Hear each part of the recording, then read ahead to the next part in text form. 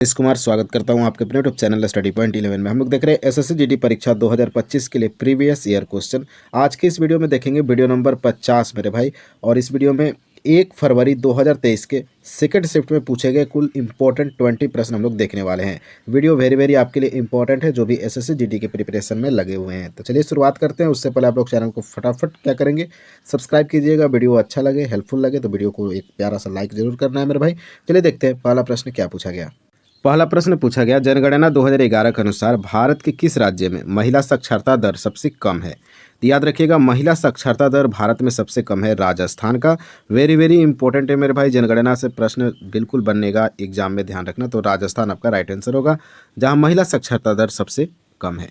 Next है, निम्नलिखित में से किसे भारत का फ्लाइंग सिख के नाम से जाना जाता है। तो फ्लाइंग सिख हो जाएंगे मिल्खा सिंह, आपको याद होगा। मिल्खा सिंह को फ्लाइंग सिख के नाम से जाना जाता है। नेक्स्ट है, 1950-51 में सकल घरेलू उत्पाद में औद्योगिक क्षेत्र का योगदान लगभग कितने प्रतिशत था।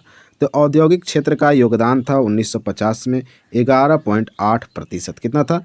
11.8% था औद्योगिक क्षेत्र का योगदान 1950-51 में। नेक्स्ट है, निम्नलिखित में से कौन सा हर्षवर्धन के दरबारी कवि और हर्षचरित के लेखक थे। तो हर्षचरित के लेखक कौन थे? बाणभट्ट थे, याद रखिएगा। जो कि हर्षवर्धन के दरबारी कवि भी थी बाणभट्ट, याद रखना है, ठीक है ना। वेरी इंपॉर्टेंट ये सारे प्रश्न हैं।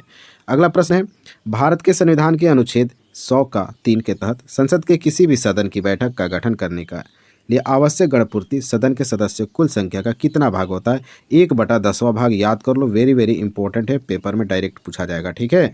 तो भारत के संविधान का अनुच्छेद 100 का 3 जो है, संसद के किसी भी सदन में बैठक का गठन करने के लिए आवश्यक गणपूर्ति सदन के सदस्य कुल संख्या का 1/10 भाग है, याद रखना है। तो राइट आंसर ऑप्शन नंबर 2 हो जाएगा। नेक्स्ट है, प्रत्येक 12 वर्ष बाद मनाया जाने वाला महामस्तकाभिषेक एक त्यौहार है। तो ये जैन का त्यौहार है, याद रखिएगा। जो जैन धर्म है उसका त्यौहार है महामस्तकाभिषेक, जो कि प्रत्येक 12 वर्ष के बाद मनाया जाता है। इसलिए वेरी इंपॉर्टेंट है और इसलिए पेपर में यह प्रश्न पूछा जाता है। नेक्स्ट है, कौशल भारत मिशन के प्रमुख कार्यक्रम के तहत लॉन्च किया गया था। तो कौशल विकास और उद्यमशीलता मंत्रालय के द्वारा कौशल भारत मिशन को लॉन्च किया गया था। नेक्स्ट है, रुक्मणी देवी अरुंडेल, वेरी इंपॉर्टेंट। रुक्मणी देवी अरुंडेल ने किस नृत्य शैली में विभिन्न पुरस्कार जीते। तो भैया भरतनाट्यम इसका सही उत्तर बताना, पेपर में 100% पूछा जाएगा। तो रुक्मणी देवी अरुंडेल जो है भरतनाट्यम नृत्य शैली से संबंधित हैं। नेक्स्ट है कि भारतीय संविधान के किस अनुच्छेद में कहा गया कि भारत अर्थात इंडिया राज्यों का संघ है। तो बिल्कुल छोटा सा सवाल, अनुच्छेद 1 में बताया गया कि भारत जो है राज्यों का संघ है। नेक्स्ट है, 1866 में लंदन में ईस्ट इंडिया एसोसिएशन की स्थापना निम्नलिखित में से किसने की थी। तो ईस्ट इंडिया एसोसिएशन की स्थापना दादा भाई नौरोजी के द्वारा लंदन में 1866 में किया गया। ये तीनों फैक्ट आपको याद रखना है कि लंदन में ईस्ट इंडिया एसोसिएशन की स्थापना किया गया दादा भाई नौरोजी के द्वारा। कब? तो 1866 में। नेक्स्ट है, भारत के किस केंद्रीय मंत्री ने नवंबर 2022 में भारत अंतर्राष्ट्रीय व्यापार मेले में खादी इंडिया पवेलियन का उद्घाटन किया था। तो नारायण राणे हो जाएंगे। हालांकि इसको आप याद ना रखें तो भी कोई प्रॉब्लम है नहीं, क्योंकि करंट अफेयर्स का सवाल था। यह सवाल आपके पेपर के लिए वेरी इंपॉर्टेंट है।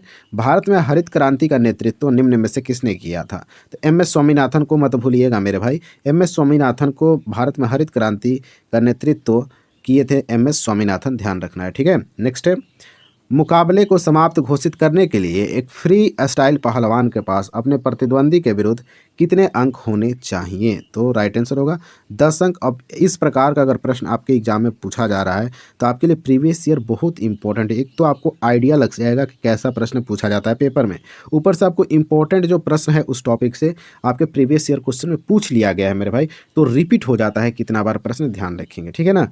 बढ़ते हैं अगले प्रश्न पे। उत्तर पूर्वी पवनें कहाँ से उत्पन्न होती है। तो मेरे भाई देखो, उत्तर पूर्वी जो पवन है यह उत्तरी गोलार्ध के उपोष्ण कटिबंधीय उच्च दाब कटिबंध से उत्पन्न होती है। उत्तर पूर्वी पवनें, जिसको हवा भी बोल सकते हैं, उत्तरी गोलार्ध के उपोष्ण कटिबंधीय उच्च दाब कटिबंध से उत्पन्न होती है उत्तर पूर्वी पवनें। मैं इतना बार रिपीट करता हूँ कि आपको याद हो जाएगा, ठीक है ना। नाइट्रोजन का परमाणु द्रव्यमान कितना होता है मेरे भाई। तो नाइट्रोजन का परमाणु द्रव्यमान जो है 14 होता है। परमाणु क्रमांक कितना होता है भैया, याद है किसी को नाइट्रोजन का? तो 7 होता है, याद है ना। नाइट्रोजन का परमाणु क्रमांक 7 और द्रव्यमान हो जाएगा 14। नेक्स्ट है, असम का सतरिया नृत्य से प्रेरित है। भैया ये भक्ति आंदोलन जो है ना, उससे प्रेरित है असम का सतरिया नृत्य, पूछा जाएगा। सतरिया नृत्य कहाँ का है तो बता देना असम, और किससे प्रेरित है तो भक्ति आंदोलन से। नेक्स्ट है, माइक्रो फाइनेंस ऋण को किसी संपार्श्विक की आवश्यकता है तो नहीं है भाई, याद रखना। माइक्रो फाइनेंस ऋण जो है इसको किसी भी संपार्श्विक की आवश्यकता नहीं होती है। नेक्स्ट है, इंडिया इंटरनेशनल कॉन्क्लेव 2022 में ग्लोबल पीस एम्बेसडर के रूप में किसे सम्मानित किया गया तो बबीता सिंह को ग्लोबल पीस एम्बेसडर के रूप में सम्मानित किया गया था इंडिया इंटरनेशनल कॉन्क्लेव 2022 में। नेक्स्ट है, निम्नलिखित में से कौन जीवाणु संक्रमण का एक लक्षण है। इंपॉर्टेंट है, आपको देखने में प्रश्न इतना इजी लग रहा है लेकिन जब एग्जाम में आता है ना तो यही प्रश्न आपके लिए मुश्किल खड़ा कर देता है, ठीक है। इसका सही उत्तर होगा बुखार जो है जीवाणु संक्रमण का एक लक्षण है।